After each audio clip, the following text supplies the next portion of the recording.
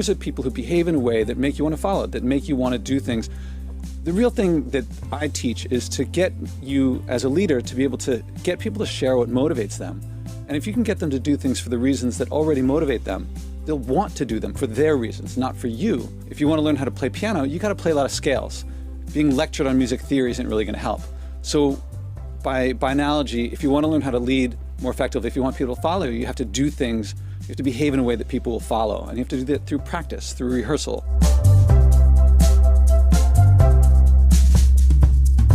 The people that is most valuable to empathize with, the people you want to influence, the people who disagree with you, they're the hardest to empathize with.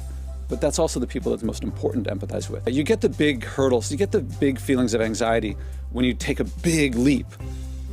Much more effective is to take lots of little baby steps, and that takes care of the big anxieties. Take lots of little baby steps.